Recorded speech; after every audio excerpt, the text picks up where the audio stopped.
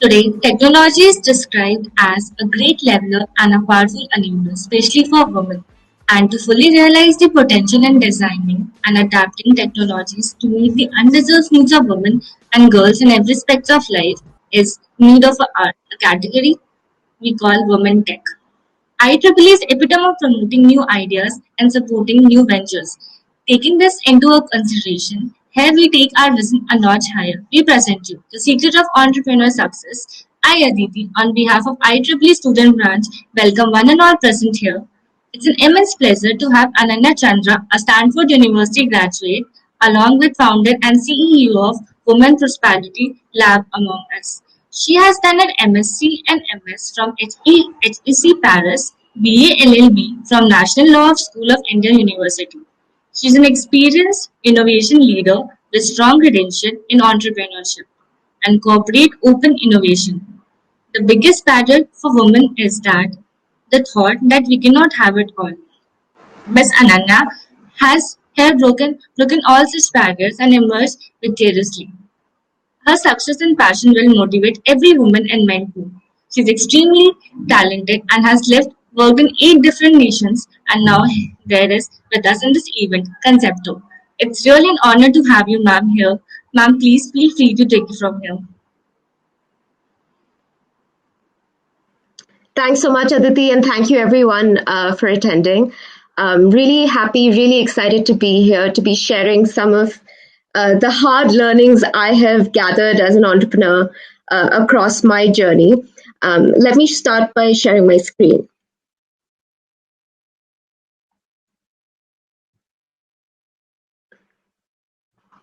I hope my presentation is visible to Yes. everyone. Aditi, can you just confirm? Yeah, perfect. All right. So today I'm going to be talking about the so-called secrets to entrepreneurial success, or in other words, entrepreneurship 101. What are some of the more crucial points of becoming an entrepreneur that a lot of courses miss out on? If you join an accelerator, if you go to a business incubator, a lot of them will cover business model canvas and kind of how the product market fit and all of the general and more traditional concepts of entrepreneurship. But I think there's some more deeper points that are actually have more to do with you as a person, as an entrepreneur, than on the idea itself that you should be focusing on as well. So I think we're going to look at some of those points. Aditi, thanks again for a wonderful introduction.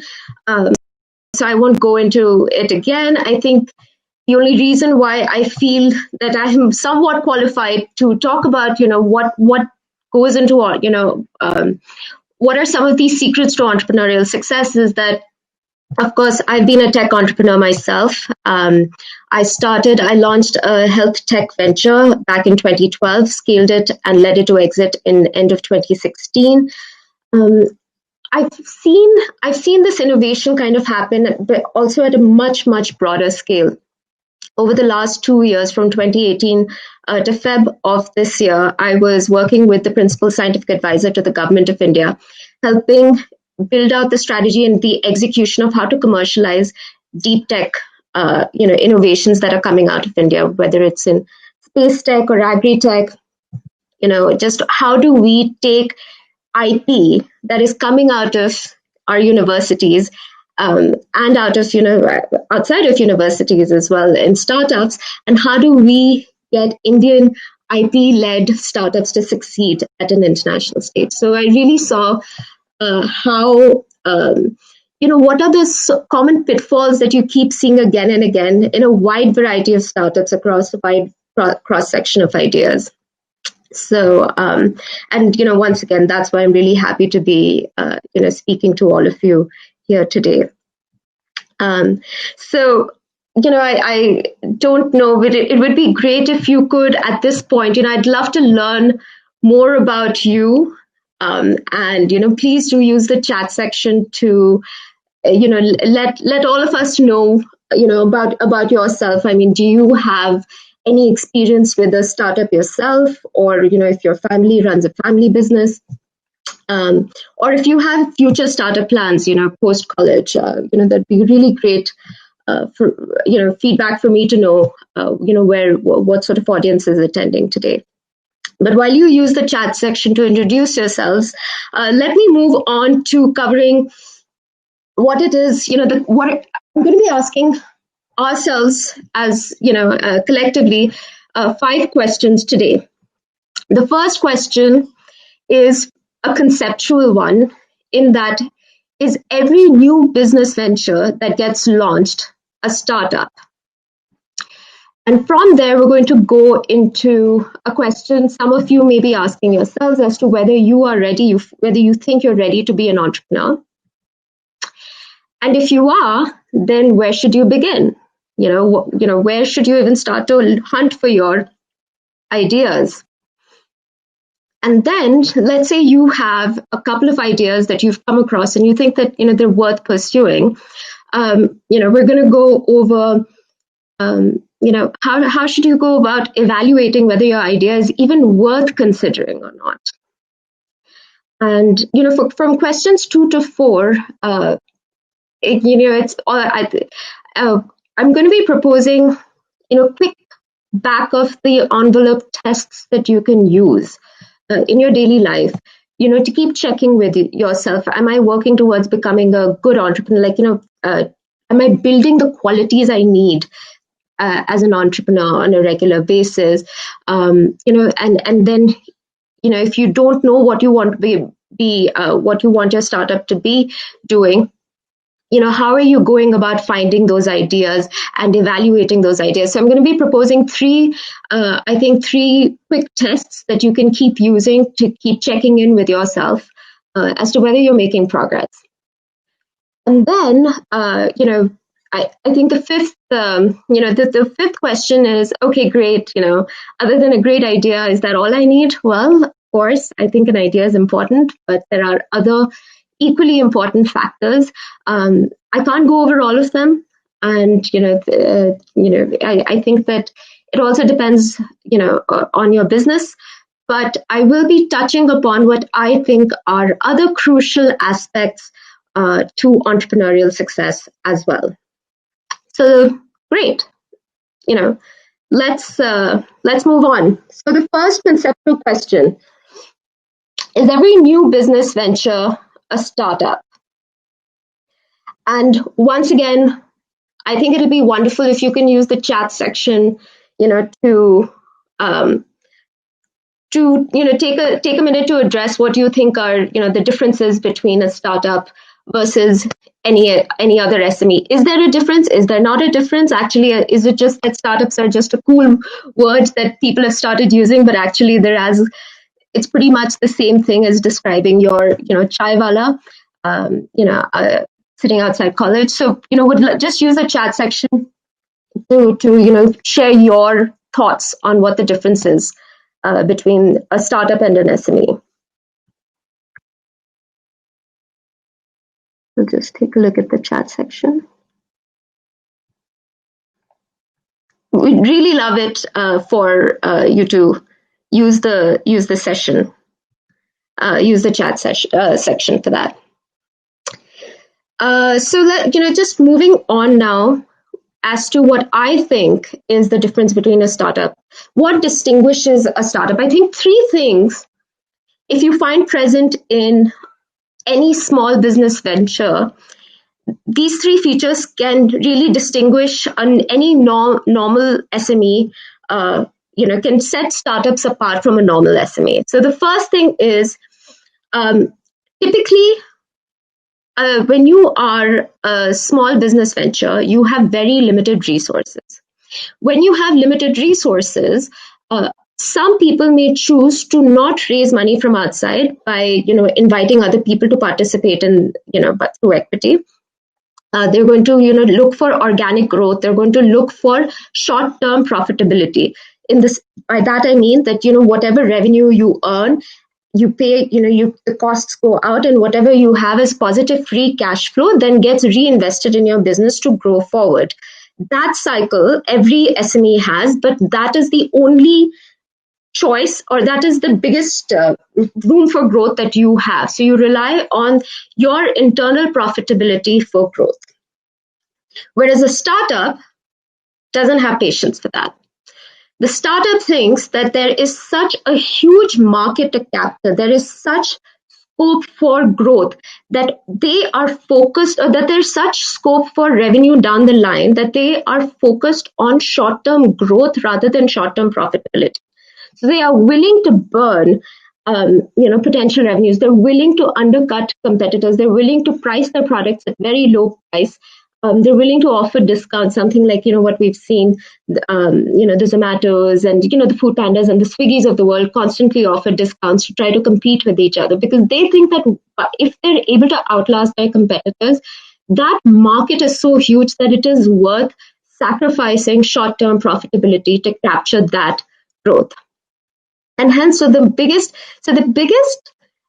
the biggest differentiators between any normal SME and a startup, in my mind, is the mindset. It's the mindset of how you want to grow. And adjacent to that mindset is, do you have enough of some, it's great you want to burn cash to grow, but you don't have, cash is not endless. So what is some innovation that you've thought about that will allow you to scale, that will allow you to grow at such an accelerated pace? Typically, the innovation utilizes some element of technology. So rather than trying to tap customers by going door to door and distributing flyers, you're going to try to reach out to potential customers using technology and social media and the internet. So these are newer business models that are arriving. But you apply that to any sector of the economy, anyway, even where it's not technology. Somewhere you need to have some innovation in your business model. To show that you're not just a Me Too or a Me 3 or a Me 4, that you're thinking about it in some different way. I'll give an example. So, you already had Flipkart, you had Amazon, you didn't have Amazon, but you had Flipkart, you had a couple of others, so how did Snapdeal do it? Snapdeal's innovative business model was not in the front end, because Flipkart was already providing that kind of a front end to customers. It was in the back end operation. So they had a different way of going about how they conceived storage of units. So Flipkart used to keep its units in said storage. Snapdeal said, no, we're going to do it real time. So this is just another example of how you make a change in the business model, in your business model, to reach that level of scale. And then the third distinguishing feature is that, look, if you're going to want to grow and you want others to, if you want to grow at a fast pace and you want others to back you, and it's highly risky to grow at that pace, you need to make it that person, you need to make it worth their while. You need to sacrifice some of your own company's equity, right? Let's say you're 100%, let's say you start a company tomorrow, you own 100% of the shares. You need to want to be able to sacrifice ownership, allow other owners to join the company, to co-own, to give up being the king or queen of your castle. But while you give up equity, each of your shares should hopefully become more valuable, and hence you will hopefully down the line become rich. You may end up owning very little of your company, but you'll still be rich. And so, but a lot of people, and that's something that as an entrepreneur, you should think about very early on. I think it's really important to decide whether you want to be rich or do you want to be king or queen.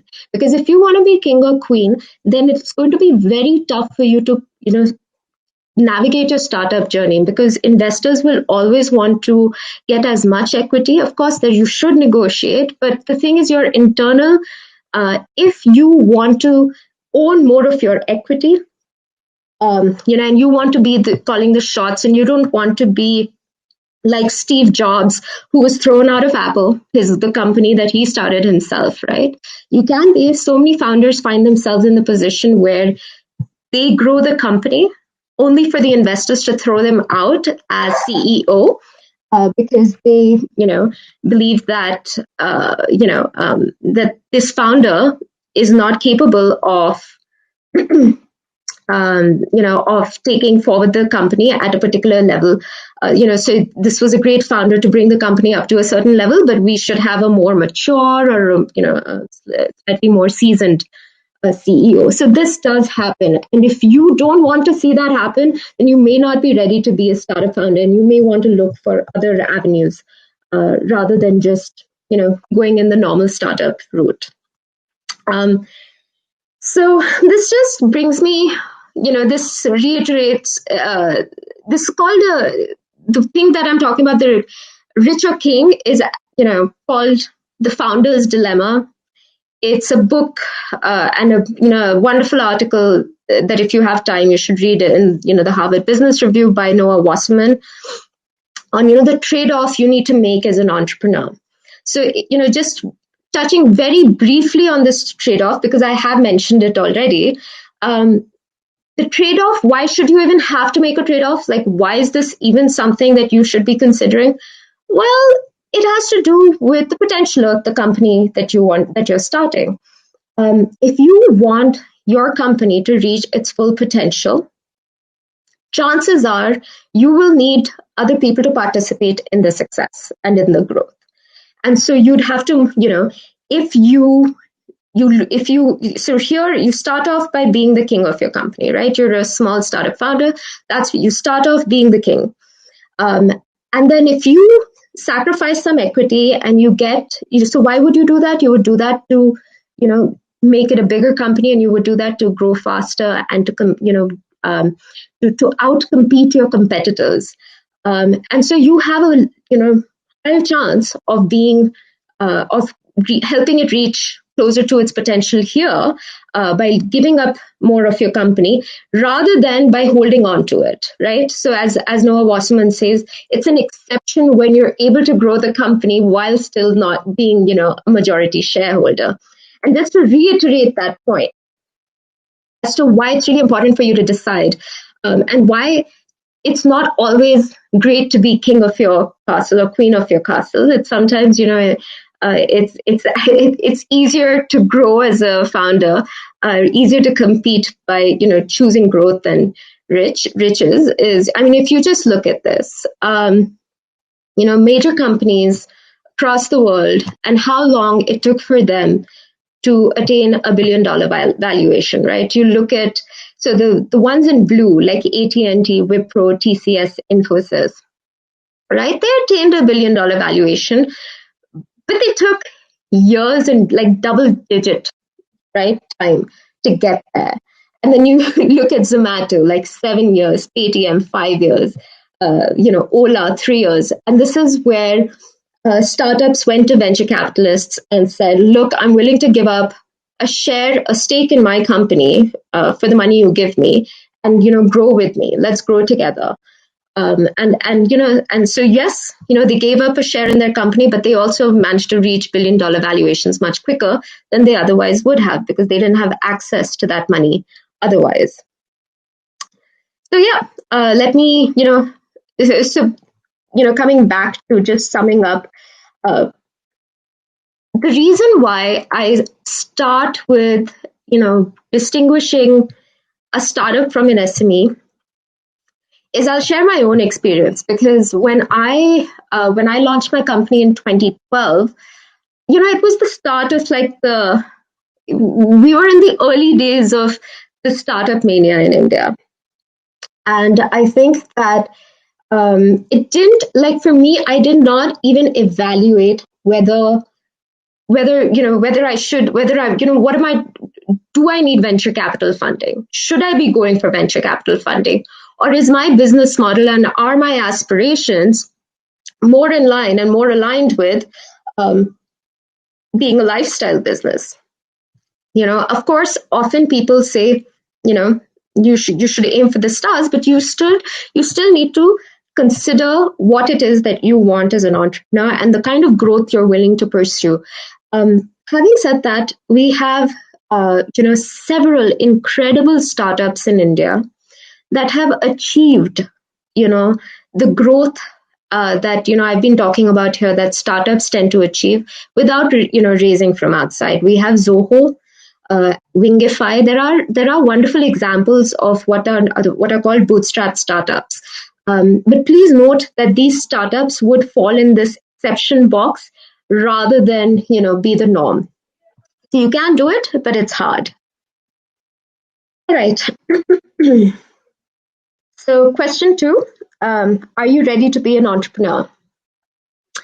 So as I said, this starts like the next 3 questions I'm going to be, going through and giving you for each question I'm going to be sharing a test that you can apply, for it to your life and, to your journey as an entrepreneur. Hopefully it will be helpful. So are you ready to be an entrepreneur? The test that I propose is the AIR test. And that is, you have to look out for, if you go online and you look for entrepreneurship qualities, just Google it. I'm sure, I haven't done it, but I'm sure you will find, several, the list can run into tens and 20s and hundreds, if someone has, taken the time out to list out plus 100 qualities, they are required. But I think you distill them down, and for you, as an entrepreneur seeking growth and seeking success, I think if you can focus and really drill down on these 3 qualities, I think you're primed for success. And just as a caveat, when I say, hey, do you have these qualities? It's not a fixed thing. I'm not talking about I'm not acknowledging that, I'm not saying that this is a fixed mindset that you need to have. Oh, I don't have examples of, working in ambiguity or showing initiative, so I can't be an entrepreneur. I think the idea is to have a tally and to keep growing your box of experience, keep adding to it, start creating experiences and adding to it. Experiences, where you've had the opportunity to develop a comfort with ambiguity. Experiences where you've had an opportunity to be proactive and show initiative and, organize things. And, even when no one is telling you what to do, you create your own plans and move ahead. These are things that you can cultivate. And, as you cultivate them, you'll feel more entrepreneurial instantly. And the third is resilience. By resilience, I'm not talking about courage, the courage to start a venture. I think that's also something that, yes, you need to have the courage to, to say no to salaries and family expectations and, boyfriend, girlfriend expectations, and start your own business. But more than courage, you need resilience, because life as an entrepreneur is hard. It humbles everyone. And you need to have the ability to just hang in there and find your path and navigate your path and not give up. And so, with all 3, with ambiguity, if you don't today have a comfort with ambiguity, in the sense that, and this is really, I think, when I was hiring for my startup, one of the things that I used to really watch out, when during the trial periods of whether with interns or new hires, was just, if I don't say what needs to be done, do they ask questions themselves and try to figure the path out? Or is it a matter of, if I don't give a detailed list of, what are the tasks, the work won't get done. And I think this is really important. I think that I think in life today, the more comfortable you can become with just not knowing how, what the outcomes will be or what your path is to execute a particular task, or just what tasks you should done, the less anxious you feel, and the more you're like, okay, let's figure this out. I think it'll serve you better just generally in life, and particularly as an entrepreneur. Without this, you're going to feel lost pretty much all the time, because there's no script. No one's going to be able to tell you what to do. And if they're telling you what to do, then it's probably wrong advice, because there is no one general path to entrepreneurship. And same with initiative. So with resilience, why need resilience? Because this is the sad truth, right? Your plan is that, okay, you're going to do A, B, C, D, and you'll start with A and everything will, go to because you just can't plan anything. I mean, COVID has come.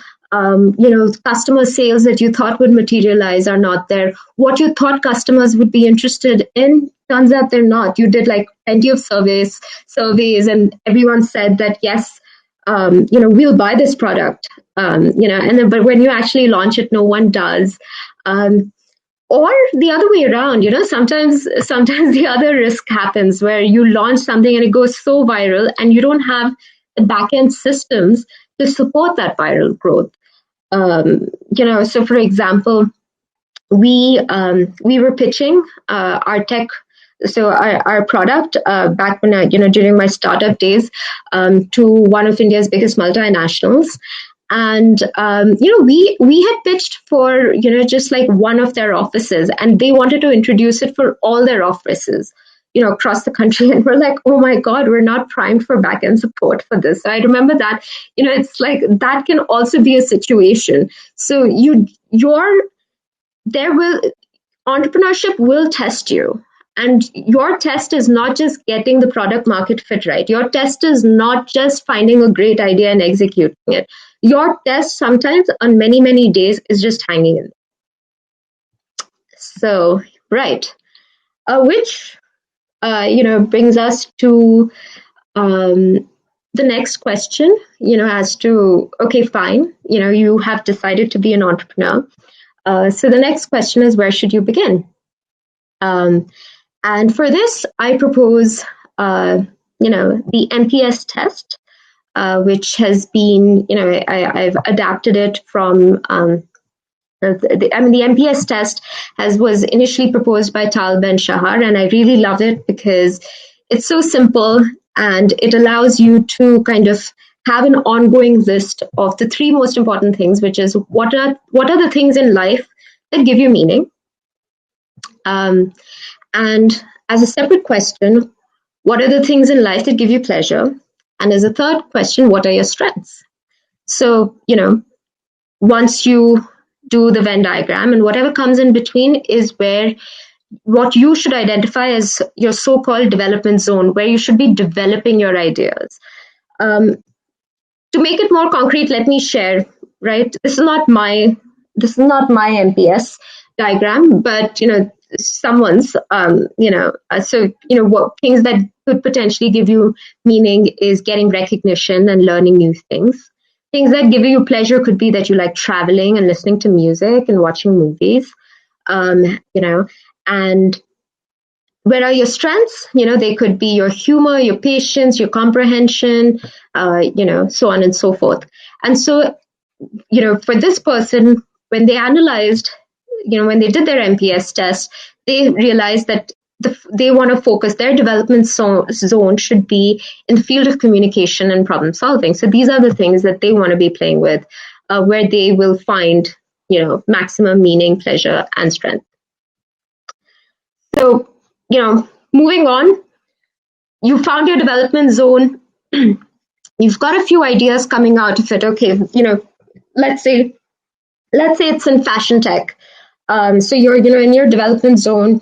Let's say you enjoy fashion, and you also, care a lot for the environment and sustainability, right? So you've now developed a few ideas around sustainable fashion. You found some fabric that you would like to design and, sell online, or it's not about fabric per se, but, it's about recycling of clothes that we throw away, and you've got a business idea about the recycling of clothes. You've got 2-3 ideas that you are thinking of, pursuing.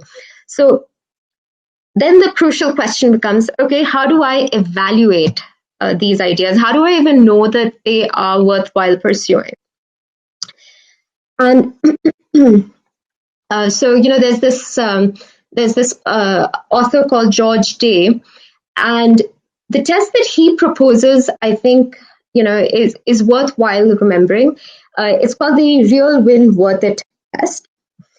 And to elaborate, the questions that you have to ask are, first, let's start with real, right? So you ask yourself, is it real? And, the it is there a market for my product? And is the product even, is it something real, right? Like, there may be a market for flying saucers, but we all know that the product, the flying saucer, is today, in the current state of technology, not something that's realistic. um, and frankly, this is sadly one of the, one of the biggest reasons we as entrepreneurs often do fail, because we fall in love with our idea, and we, because we think we would buy it, or we think that it's needed, we actually forget to test the market, and we forget to acknowledge that we are not the only ones in the market. And actually, when we do further research, it may turn out that there is no market for this product, because it doesn't have sufficient differentiation from the existing products that are out there in the market. This is actually when the lack of customers, or the lack of actual willingness to buy and pay for your product, will potentially be the number one killer for any startup.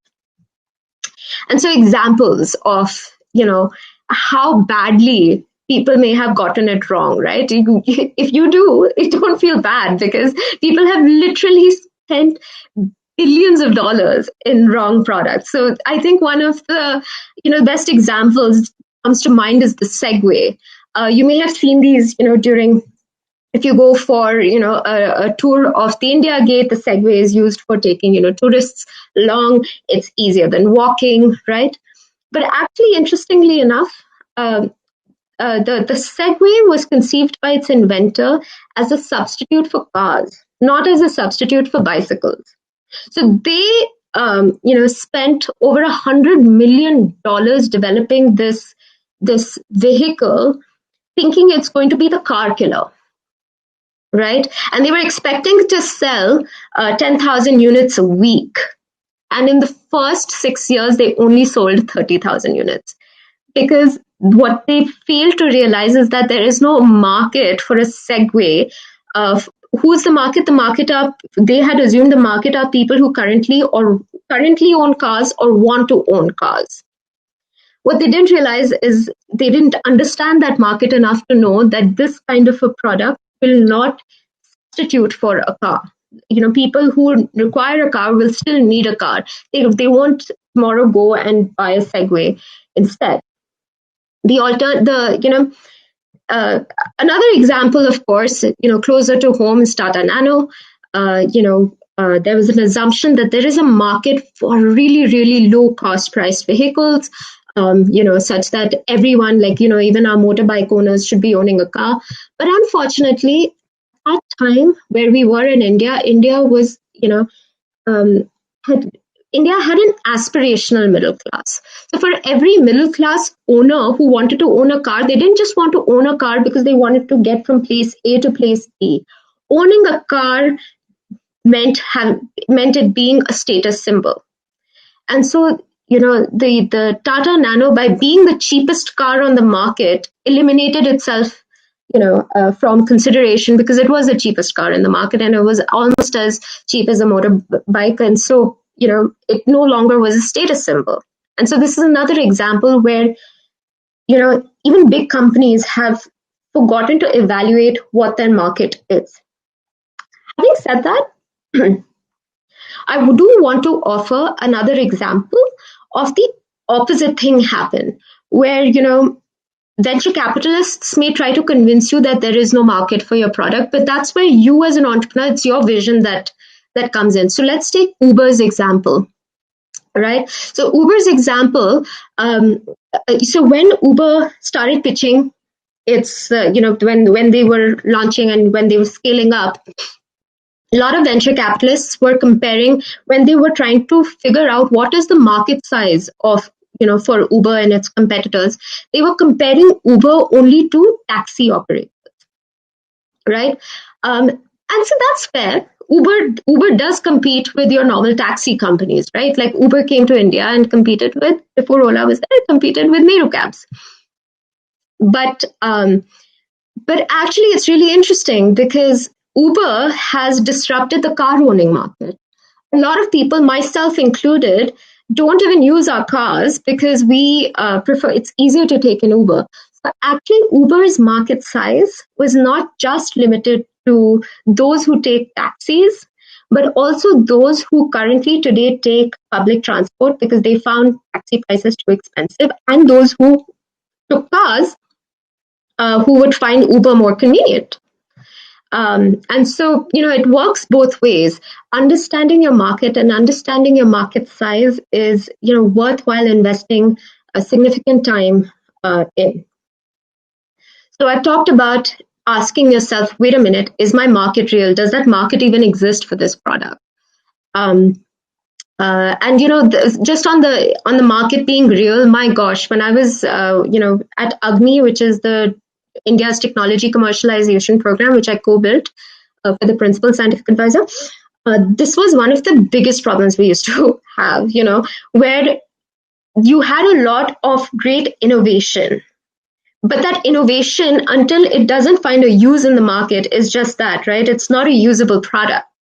And so that is what, I think this is something that, it's just across the world for all entrepreneurs, myself included, where we get, we put the cart before the horse. We get super excited about our tech platform, our product. Oh, we're going to, we're doing this a little different. This is why it's going to succeed. No, you really have to keep testing the market and have objectivity in that.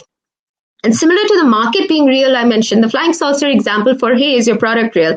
And in the real world, I don't know, if you've heard of this infamous example of Theranos. A couple of years ago, it was all the news in the Silicon Valley and beyond, where, Elizabeth Holmes, the founder of Theranos, claimed that she had invented this box where you could give just a tiny, blood sample and it would do hundreds and hundreds of blood tests for you, just a tiny drop of blood. And, she became Theranos became a unicorn. She raised over $400 million in funding for it. She was all over the news, including on the cover of Fortune magazine, only for it to be found that, lo and behold, the product isn't real. The product doesn't do it. The blood tests are faulty. The whole thing was a sham. And now she's, being tried this year for fraud. The point is that, we get very excited about products, particularly deep tech products, using IoT, and we make claims. And, you have to be realistic about whether your product, the money you're raising and investing in that product that you're, inventing will actually, what are the risks involved? So, okay, we've discussed, you've asked yourself, hey, is the market real? Is product real? Great. The second thing is, can we win? So remember, real win, worth it. So the second question is respect to, can we win? And that is where you're looking at your competitive advantage. You're looking at not just yourself as an entrepreneur and the product that you're bringing into the market, but everyone else that's in the market. You're looking at not only your direct competitors, right? So for an Ola, Uber is a direct competitor, but you're also looking at your indirect competitors. So for instance, if, often your indirect competitor is Google, because people will not pay you. They'll just go on Google to find that information. That's why it's very hard for, let's say, online media to actually charge for subscriptions, because there's someone out there offering that information for free. So a lot of business models that were, chargeable yesterday are no longer chargeable today because your indirect competition is so high. And your biggest indirect competition is just the lack of interest, just not doing something. So I'll give an example. A couple of years ago, the technology for having an erasable notepad came, right? Where you have paper on which you can just apply a cloth and it'll wipe off your, color marking, your ink marking, and you can just have erasable notebooks. But how many of us are using these erasable notebooks, right? So the product is real. There is a market for it, right? Like it does sound very interesting. But the problem is that, can you win against your normal paper and pencil that's available in, every stationer? And that's where it becomes more complicated. And alongside competitive advantage of your product, It's also, do you and your co-founders have any really unfair advantage, right? Do you have contacts in an industry where these contacts will be helpful? Like, for instance, in healthcare and insurance and banking, contacts are really helpful to get those contracts, particularly in B2B. Or if you have any specific skill, like, if you're doing something in deep tech, then do you have an engineer on your team? Do you have a CTO on your team? Are you backed with a patent to that, so no other people can't copy that? You have access to some sort of customer data that others don't. So, for instance, Twitter is such a simple thing. Don't you often wish and wonder, like, why hasn't anyone created a better version of Twitter today? Right? People have tried and failed. Why? Because Twitter's B was around long enough that they were able to collect customer data. So they have a much better, and same thing with Facebook, right? They have, because of the data they hold on customer behavior today, they have a competitive advantage, a moat that is pretty much indestructible. So, just elaborating on the competitive example thing, just to highlight the importance of it, when Airbnb went out for its Series B funding, this is a slide here in red, which is from their deck about how they looked at their competitive advantage. So they're like, look, we're first to market. There are very few services like ours. What really stands out is how easy we are to use, and the fact that the hosts, the people who open their homes to people who want to rent their couches or their rooms, have so many tools that you just can't think about having in your normal hotel market. And that's how, in just a couple of years, Airbnb today is one of the most highly valued hotel companies, right? Leaving the likes of Hyatt and Intercontinental and Accor, much further behind. So that's why having a strong moat really helps. And so, the last question, real win, worth it, right? So the last question of, is it worth it? This only you can answer as an entrepreneur. So one part of the answer is objective. Let's be fair. One part of the answer is, you put in $100, you got $200 out. Yes, it's worth it. You put in $100, you lost money on it. The return on investment wasn't great. But does it mean it wasn't worth it? I'm not so sure. Sometimes just by having an exit, right? You being able to sell your company to someone, it shows that your product was real. Somebody saw value in it, and you didn't make a lot of money out of it, but that's okay. Sometimes it could have been an abject failure. No, you weren't able to sell it also, and it's, now your code is rotting away. I still think it could be worth it if you derive the right lessons from it, right? And that's where I say that it's not just ROI in terms of the money, but also ROI in terms of how has it brought value to your life.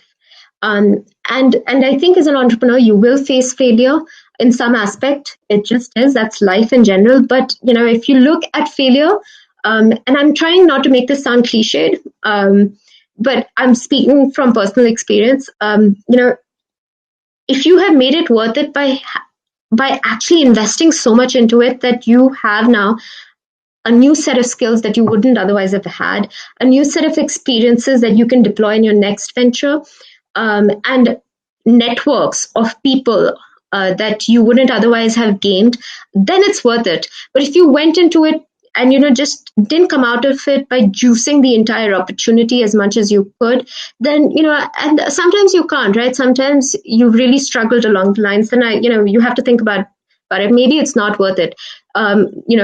Definitely don't think about the opportunity cost of, hey, I've put in 3 years of my life or 2 years of my life or half of my life savings into this, and so I should just continue with it, otherwise what's the point?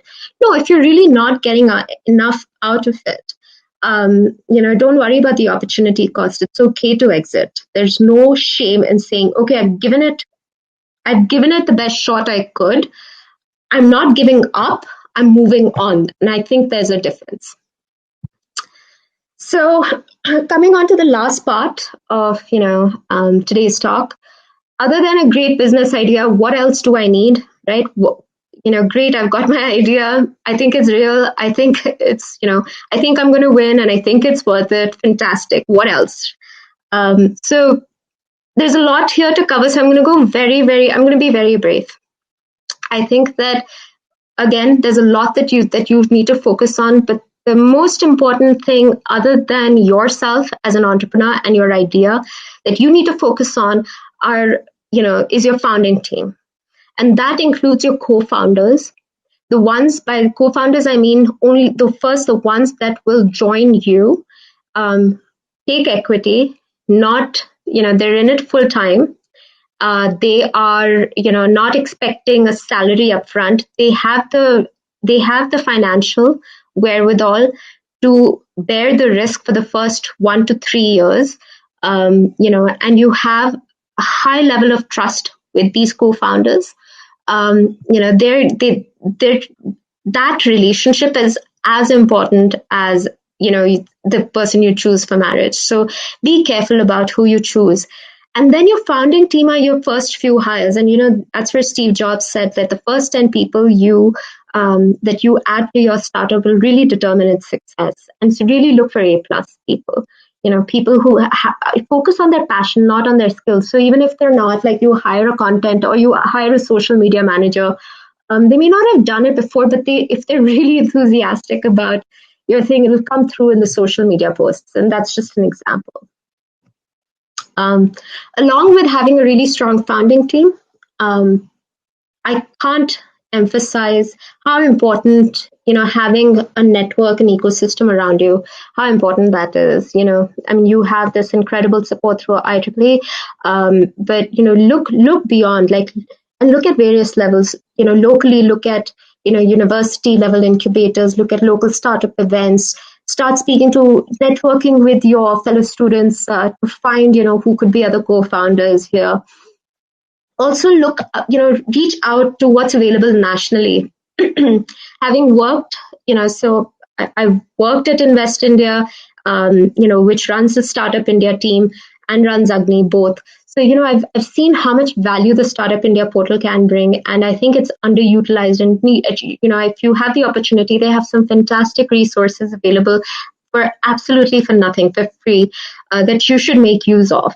And they're also a great repository of corporates that are looking for startups in particular areas, and they're running challenges constantly. And so you should really monitor what's going on the Startup India portal, because that, I think, has a lot of up-to-date opportunities available. And similarly, internationally, be active on LinkedIn. There's huge potential for discovery on LinkedIn. Create an angel list profile, set up Google Alerts, and just be, as an entrepreneur, you have to be receptive to the information that's given to you. Wherever it comes from. Obviously, not to the point where you get overwhelmed, but look at creating valuable networks. I can share an example of a friend of mine who now runs one of India's, biggest, tech companies in terms of SMEs, that's growing. And they have got one of Silicon Valley's biggest names to invest in them about 3 years ago. And they were doing this event with this investor, last year here in Delhi. So this guy had flown out from the States, and this guy, when he talked about the founder of this tech company, my friend, he's like, what stood out for me is that they actually connected because, they won some competition and they had this opportunity to speak to the Silicon Valley big name. And my friend was the only one out of the 3-4, founders who bothered to stay in touch, sent regular updates to this person, talked to him about, okay, this is how we're growing, this is where we're going, and, kind of enticed him. And that's what networking is, right? It's showing value, it's bringing value, and staying in touch. And I can't emphasize how important that is.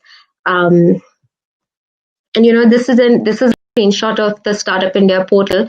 It's a little, I took the screenshot some time ago, so they have changed. But these are some of the core that are available online for you to do alongside your studies, just to get an idea of, of some of the content that you should be familiar with. Like, you should be familiar with how to think about a business model. You should be familiar with basic concepts of finance and accounting, and how to negotiate a term sheet, and the normal like talk around, or how to raise your first angel round. So I think this portal is rather helpful. And really, coming to the very end of today's talk, I'm just going to touch upon a few mistakes that I think that it's worthwhile trying to avoid. Again, things that a lot of people have learned the hard way. And I mentioned a little earlier that your co-founder relationship is like your marriage. It's as important. Like, they're going to be a business partner. But a lot of times these partnerships, they start off in friendship, and things can go wrong, particularly when there's a lot of money involved, right? Or you start something, often in a year's time, one of your co-founders suddenly declares that they want to leave and go pursue an MBA or something in the US. And how do you navigate that? So it's always good to have an agreement in place, a written agreement, that, okay, what are the minimum number of years that we will all put in before we can leave with the equity we've committed to? And if we leave before, how much of the equity will we get? Okay, what are the responsibilities? Who is responsible for how much? Okay, and if you're splitting the equity amongst yourselves, how will you split it? You may not set up a company immediately, but you should have some idea of who's going to be. It's very hard, if you have a CEO, a CTO, and a COO, it's very rare to see equity split completely equally. In fact, it's often not advised, because then it's hard to make decisions. Whoever has a bigger say should you need someone to be able to arbitrate decisions, hard decisions. And so have an understanding. Everyone should come to an understanding of who owns how much, what are their responsibilities, who makes decisions. If you need a vote, who will have the casting vote, so on and so forth.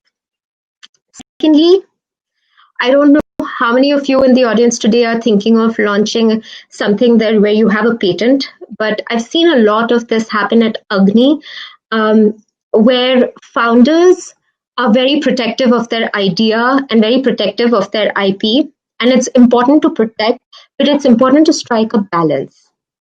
And that is because there is no, an idea doesn't guarantee success.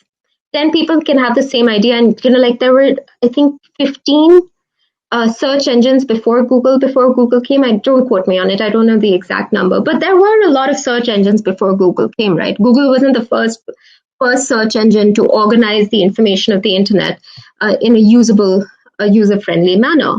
And so, execution is really important, and having what I said, that innovative business model as to how will you support your growth, how will you make money, is really important. And when it comes to your IP, you should be a little aware of what agreements you are asking for, what conditions you're placing. For instance, a lot of large companies that you may want to work with, if you have IP, will not sign non-disclosure agreements. From their perspective, they have research labs across the world, so they cannot guarantee that whatever you're bringing to them is not already being developed in one of those research labs, right? And so it's sometimes just, you can enter into a material transfer agreement, and the material transfer agreement is saying that whatever material you give to them, so let's say you have a device that they want to play around with, that they're not allowed to re-engineer that device, reverse re-engineer that device, that they can only use it for X, Y, and Z purposes. So, as I say, don't be paranoid about secrecy, that, like, I've had people saying, all sorts of things. I can't share the deck. Will you sign an NDA before I share the deck? No VC will do that. No person will do that. And, you should have an IP strategy in place, because it's not good enough just having a patent. You also need to be able to defend it. So let's say you have a patent and I go and do something, right, that harms your patent rights. You need to be able to sue me, right? And if you don't have the ability to do so, then there's no point of having that patent. And the third point is, pay attention to the data that you collect on customers. We've seen this Cambridge Analytica scandal. 3 apps on Android on Play Store were recently delisted because of the same concerns. Particularly now, if you have a product, if you as a startup are looking to go beyond India only and you're looking to enter the European market, Southeast Asian, particularly Singapore and the US market, like every different jurisdictions have, different requirements. But the world is getting more careful about customer data. You have a fiduciary relationship, I believe, towards your customers who are using your product to protect them against malfeasance, against misuse of that data. And so, you should have thought about the data you're collecting and how you're going to secure it and what are the best practices you're going to follow. All right, so with that, I'm going to stop here. Thank you, everyone. And if you have any questions, I'd love to hear them. Hi. Hi there. So yeah, we have a lot of questions from you. So on my side, so a lot of startups fail during the seed funding phase. Now, can you tell me why is that? Like a lot of startups during that phase. Yeah, so that's popularly called the valley of death. Where you see that for the idea stage, you'll get some funding from a government incubator. There are a lot of government grants available for a very, you have an idea, you submit a proposal, you get funding for that. And then once you've been able to grow that idea to a certain extent, yes, you find venture capitalists willing to put in money. But when you're really at the seed stage, when you're in that between the idea to traction stage, when you're trying to grow, is where seed money, we do in India have a valley of death for that. The main reason, I think, there are two reasons for it. One is a lack of a mature ecosystem. I think that we as an ecosystem in India, have not developed sufficient risk capital. So we have people who have an appetite for more sure things. So if one food tech startup gets funded, so 10 other food tech startups will easily get funded. One health tech startup gets funded, so you get a lot of follow-on funding. But it's very hard for people to take those risky bets where you're not sure about an idea, and a lot of in those cases you do fail. Another problem is actually not that there is no funding available, but the lack of awareness. And this I've seen again and again. For instance, there's the Technology Development Fund run by TDB that people don't know about. There are access to so many government grants that entrepreneurs are either not aware of, or it's very intimidating to have access to that kind of knowledge. And again, that's why I do think that you should be on portals like Startup India, which are trying to demystify some of those challenges. Right. So there's a very famous saying in the Indian startup ecosystem that if you have a network, you have the funding. So is that true? I mean, to an extent, it's not just the Indian startup ecosystem. I think if you go to the Silicon Valley, if you don't get warm intros, it's very hard to, and I wouldn't say it's particularly difficult to build that network. I get that it's difficult depending on where you're coming from, but I'll tell you one thing also. When you attend enough startup competitions in India, you keep seeing the same faces again and again. So clearly some people are investing in building that network and others are, kind of lost. So I do think it's true anywhere that your networks need to be strong and you will get funded. But it's not that if you come without a network, you can't build one. And this is something for, I think, particularly if you don't mind me saying, for women in the audience who might be intimidated about the so-called boys club and funding, because, there is this perception that most investors are men. And it's very hard to break into that boys club. I would really persuade all women in the audience as well to not have these, misconceptions and these, be open, reach out, build a network. If you are once you start your startup journey, start building a relationship with potential VCs. Potential VCs you can just reach out to and share your deck. And even if they say not interested, keep sending them updates. That's how you build your network. Right. So if you have an option for bootstrap funding or VCs, funding from VCs, like what option is better? Because bootstrap, you have the equity with you, and like what option is better? Um, so, as I said in my during when I was chatting with you guys earlier, I don't think there is a better or worse option. I think it's about you as a founder and you as a team, what you prefer. So, like, would you prefer to have a small cake and eat it completely, or a larger cake of which you'll have a smaller share? Which one's better? Both are the same. Both are different, right? It's actually both are different. Both are qualitatively different. You don't know how big that next. So suppose someone gives you a cake and says, "Okay, look, this is a really small piece of cake, right? You can have this, or I can give you a much bigger cake, but you won't get the full share." Right now, your questions will be, "Hey, wait a minute, but how big will that cake be, and how big will my share be?" And these are questions that you can negotiate if you choose that, but you don't know that up front. So you as a founder have to decide what is your comfort level. Also, there are very few like startups in India face this. This is a very big problem in India. Like startups don't have mentors. So Yeah. how to tackle that problem? I think that's such a terrific point. You're so right that I think that, and this is where at that point about maturity of our ecosystem, where mentors, like there are some great entrepreneurs out there building ideas without access to that mentorship. So I think a couple of things have changed in the last couple of years to change that. Both from the government and the private sector, you would have seen an explosion of startup incubators and accelerators. Now, all of them are not of great quality, but the best access to mentorship can just be your local incubator and accelerator, and these are getting better connected to the rest of the ecosystem. The second thing about mentorship is, again, from your networks.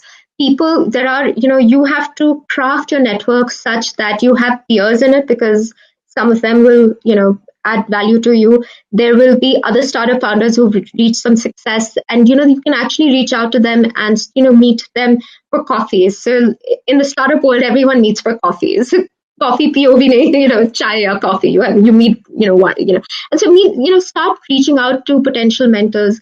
And third, once you form your startup, create an advisory board. Like have 2-3 advisors. People love being called startup advisors, right? So you say, "Can I add you as an advisor?" You may offer them a small percentage in equity. You don't pay them. Never pay an advisor. Never pay money to an advisor, but offer a little percentage of equity, give them the title, and they will advise. It works. So, like, what is the best platform? What is the best way to contact these mentors? Like LinkedIn, emails. How do we contact them? Like, how do we get in contact with them? If somebody's starting right now. I think it's a great question, and the way I would frame it is, how do you build your network? Because they will come out of your network, right? They'll come out of your network. See, if you write to someone who you don't know saying, "Can you be my mentor?" Very few will respond. I have to say, I'm one of those people who does respond, right? Like, and once in a while, I'll schedule calls because I think I can add value and stuff. But I think it also gets very tiring for people to just, you only have so many hours in a day. I think the way to do it is, so identify, let's say, you're looking for mentorship in, just a particular idea, right? So there are a couple of kinds of mentors. So, you're looking to create a product for the insurance space. Let's say it's an insurtech product that you're creating, and you don't know much about insurance, right? So that in itself is a red flag. Like, why are you creating a product for the insurance sector? But let's say you have the technology which you think has a great application in the insurance space. A couple of ways to do it is, of course, at that point, find out people in your network who can connect you to people who would know that. reach out to your local incubator, accelerator that you should have already built connects with. Particularly the better ones have a roster of mentors and they can connect you to. That's why you should be part of an accelerator program. Like, not that you should always be a part, but it's helpful. Good accelerators have great mentor access. And sometimes it does work, reaching out to them, explaining what particular. If you say, I would just you, it's exhausting to us. But if you specify what it is that you want, I think you'll find a lot of people who are willing to give you time. LinkedIn, of course, and in terms of platforms, LinkedIn, and these, thank God, because of the COVID, you have access to you can just sign up on a thing and speak to people, online. And it's much easier than traveling. Right. Pretty informative. Yeah, so these are my questions. Now we have questions from the audience also, a lot of questions. Sure. So yeah, let's start with the audience questions. So could you tell us what are the opportunities for women aspiring to become entrepreneurs? This is a question from Charisma.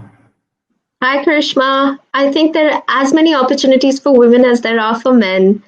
I think that I'm not someone who will say that there are certain businesses on which men are better or women are better. I don't think that the opportunities are any different.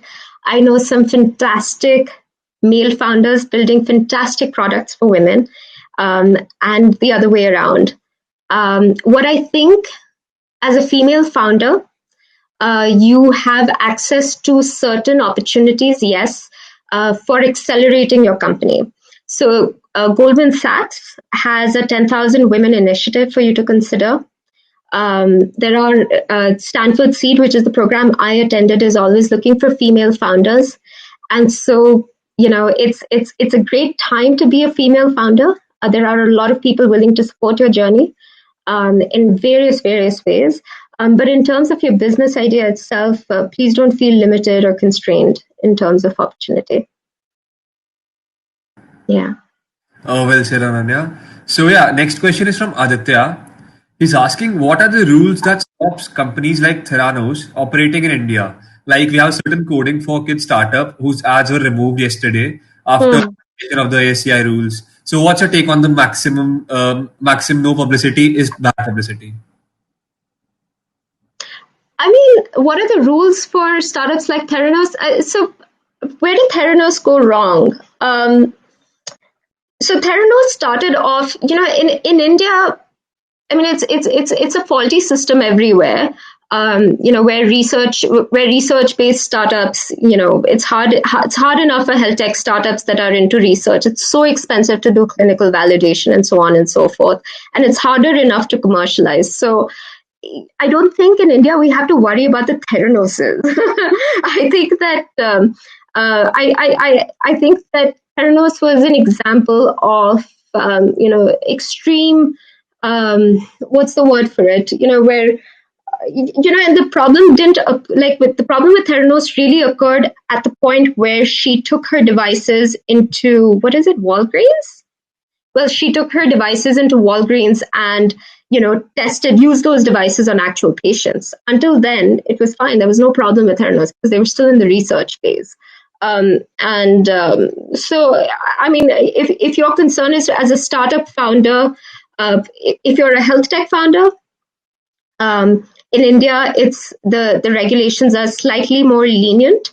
But typically, if you want to go outside of India, you will need to be HIPAA compliant. HIPAA is the set of regulations issued by the US. I think the US FDA, if I'm not mistaken.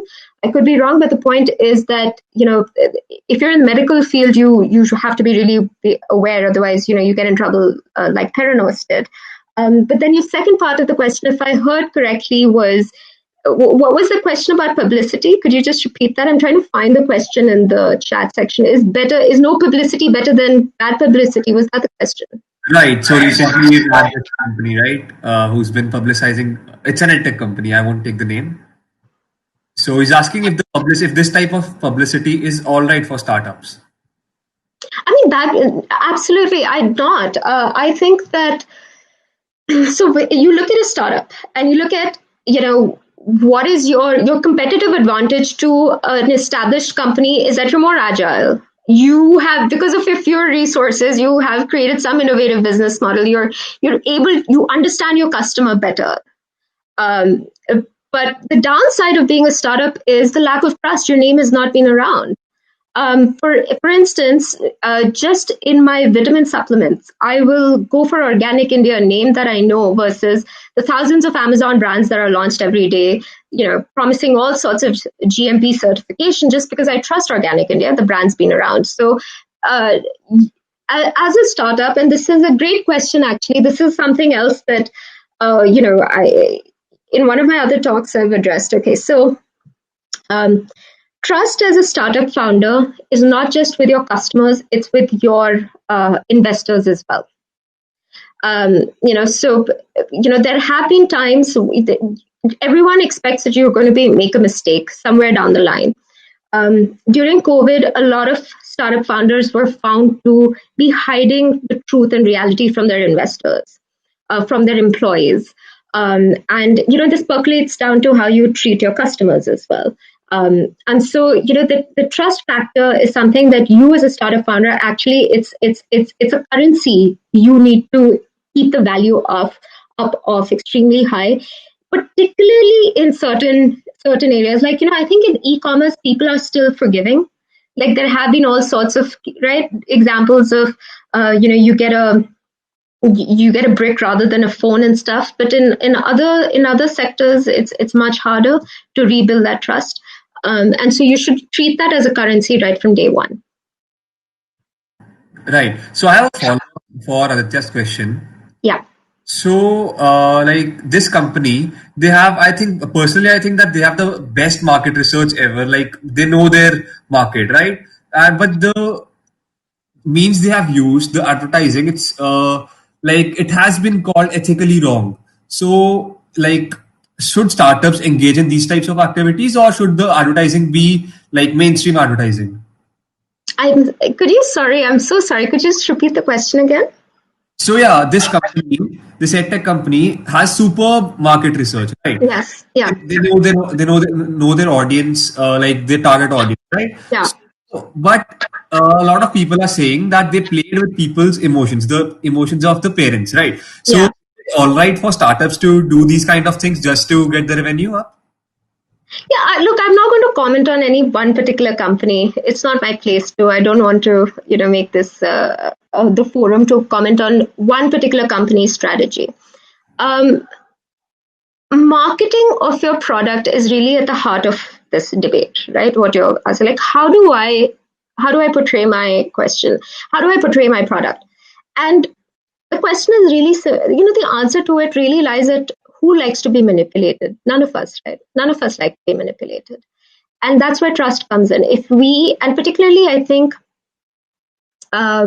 there's there's a very interesting research I was reading the other day about, the like e-generation and how, the latest generation Z, you guys are even less likely to want to be manipulated. Like you have, you're primed for figuring out, who's, so no one likes it. And I don't think that's the way to market your product.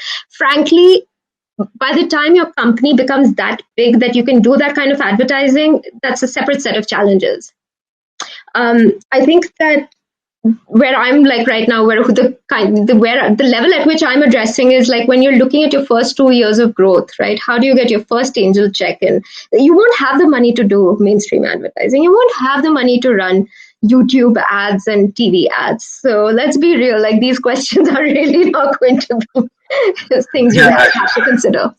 All right, all right. So, yeah, we have a question from Jasleen. What advice would you give to other female aspirants who seek to establish their own workplace? Okay. What advice would I give to female aspirants who seek to establish their own workplace? So is Jasleen online? Jasleen, could I have a chat with you just because I want to understand the question a little? Because what do you have in mind from like what in particular about being a female would I'll just add her to the stage. Sure.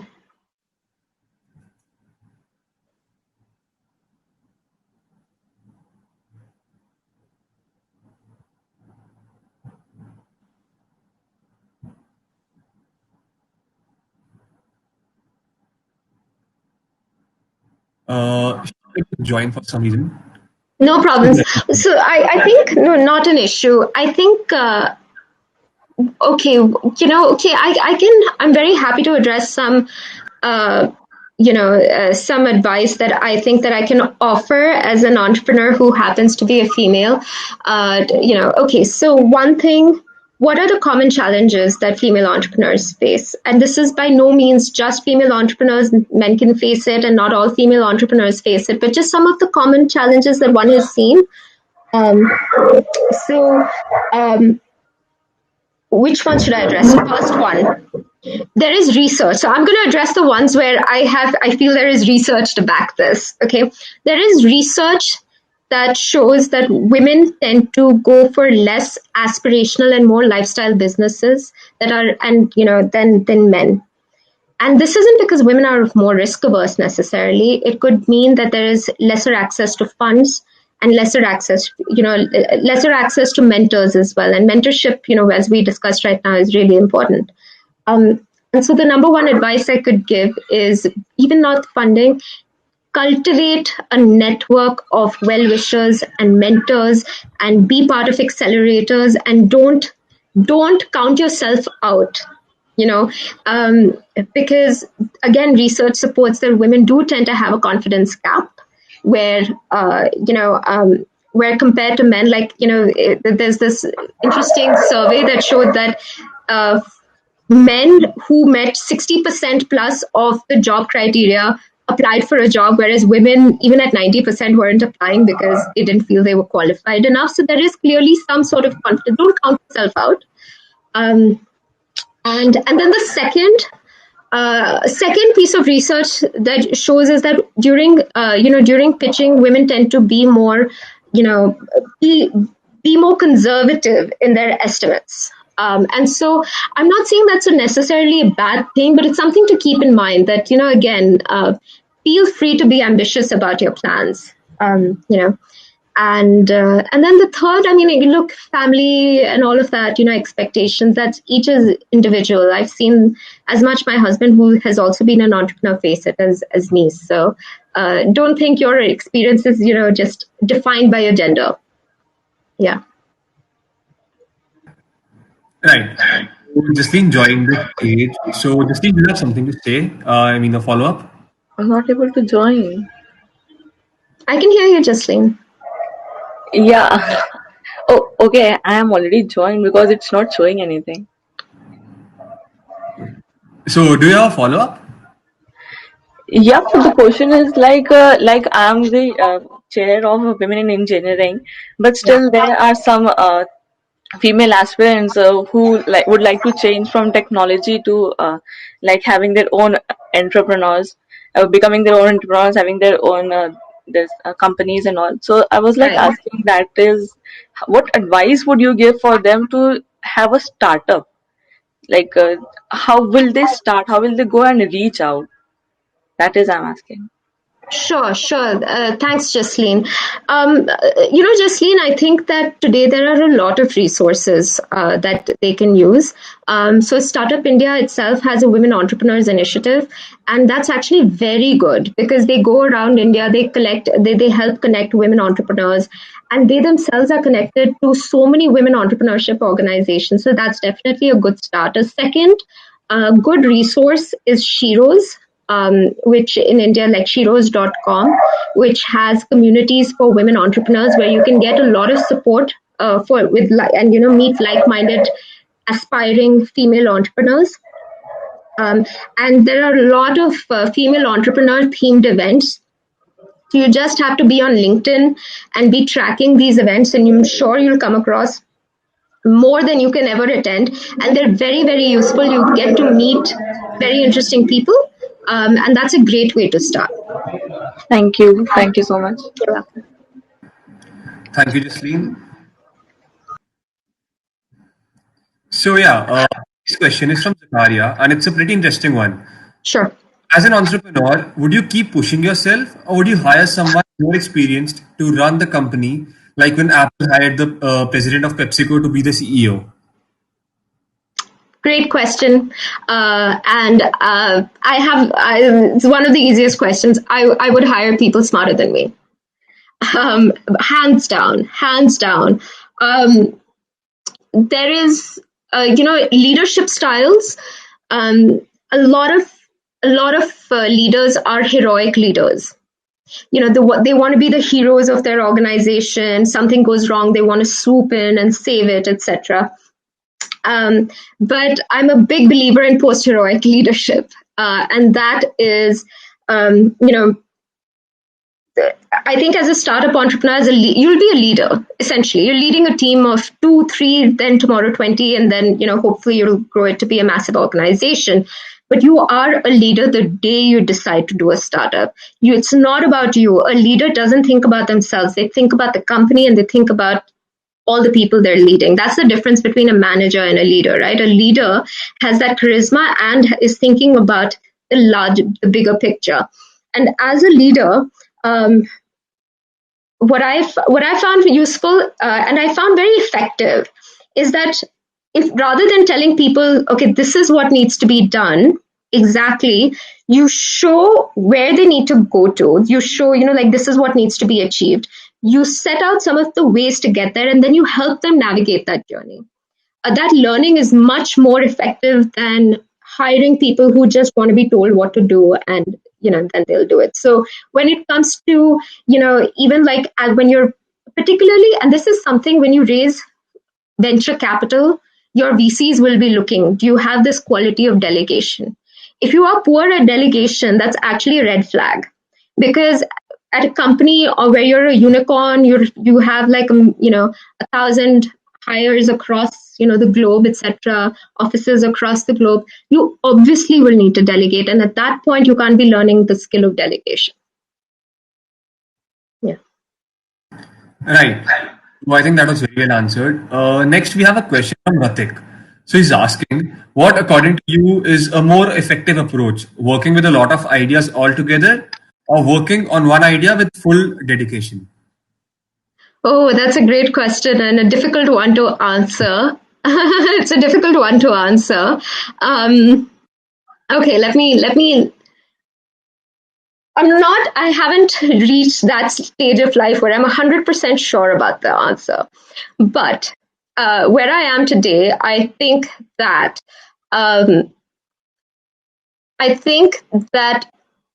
I started off as a person who wanted to hedge my bets across various ideas.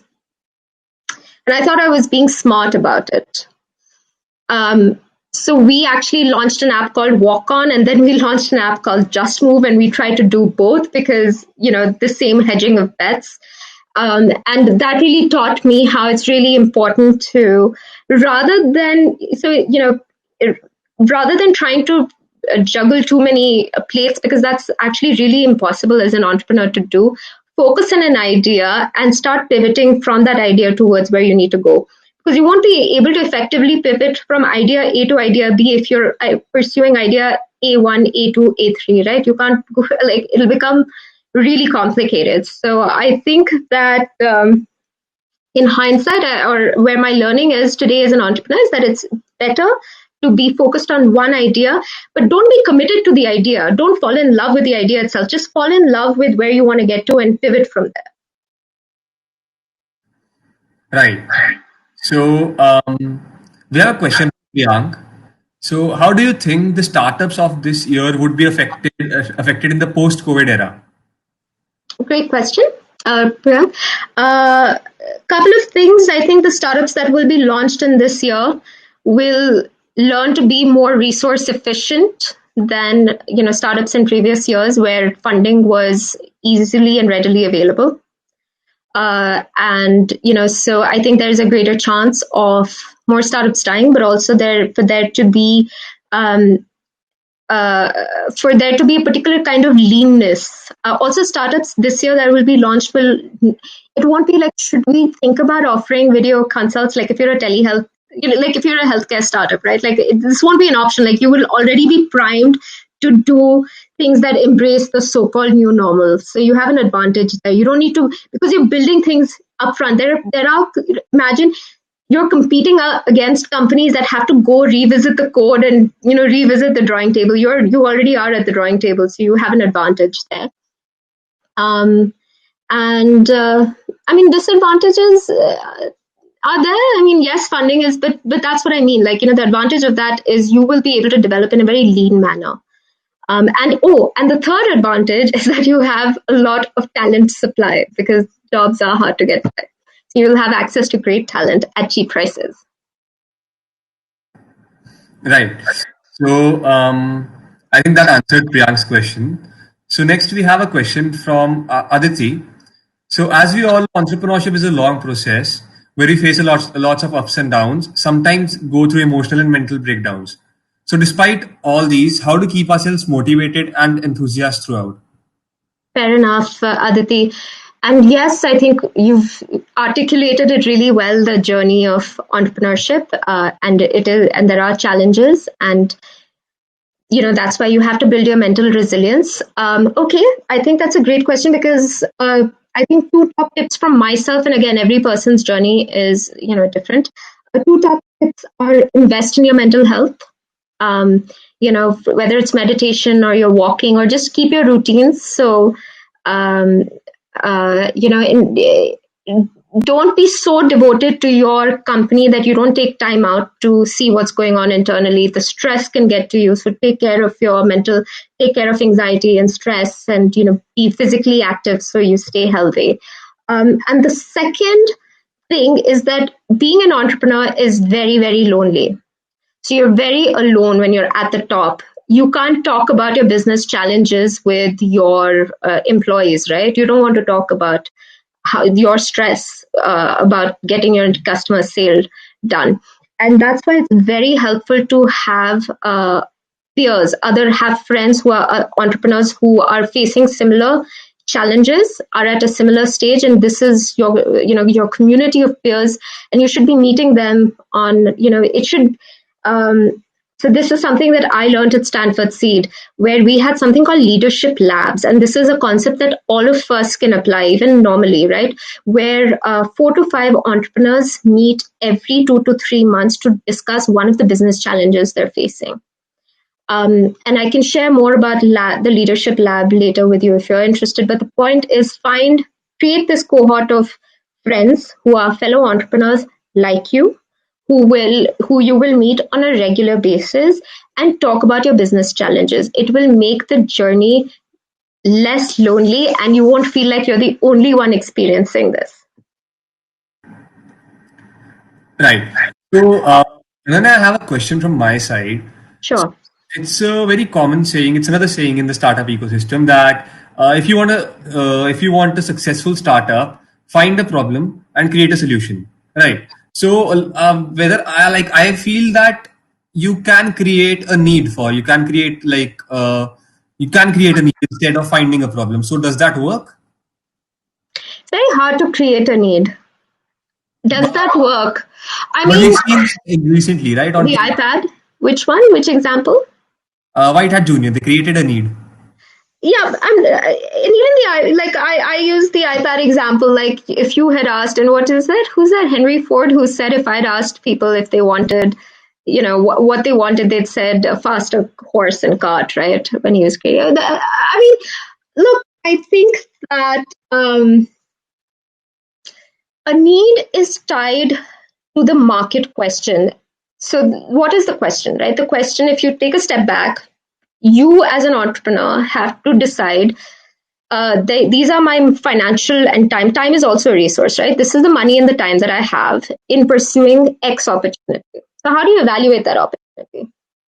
So you would have to evaluate the opportunity by saying, okay, either this is a must-have, as in this is a need, or it's a nice to have, and I have the resources and I have the go-to-market strategy that can exploit. I think there's a latent need. There's always a need, but some need is expressed and some need is latent. Like, before the iPad was launched, you didn't know you needed an iPad in your life. You didn't know it, right? But when it was launched, it was a runaway success. So the point is that it's not, so, people, a lot of VCs say, hey, we prefer must-haves, the nice-to-haves, the vitamins versus pills. So your pill is something that's solving a problem. A vitamin is just a nice-to-have, it's a supplement. So in hard times, people will sacrifice the vitamins, but not the pills, right? You still need to take your medicine. So that's why people prefer things that solve a problem per se. So I take your point that not everything is a problem. Like Facebook wasn't solving a problem. It's nice to have and it adds value. But still, it's solving, there was a latent need to want to connect with people, right? I was the daughter of a diplomat, so I grew up across the world. Now, if I had Facebook when I was growing up, I'd been able to stay in touch with so many of my friends in different places. So I think there was a latent need, and so don't when you're evaluating a business idea, look at don't say I'm going to create the need. What is the latent need, and then you have to go about finding how you're going to tap that. But it's always more expensive to do that. All right. Also, we've noticed this trend that a lot of VCs prefer funding startups whose founders are from tier one colleges like IITs, NITs, etc. So, like, isn't that a wrong practice in the startup ecosystem?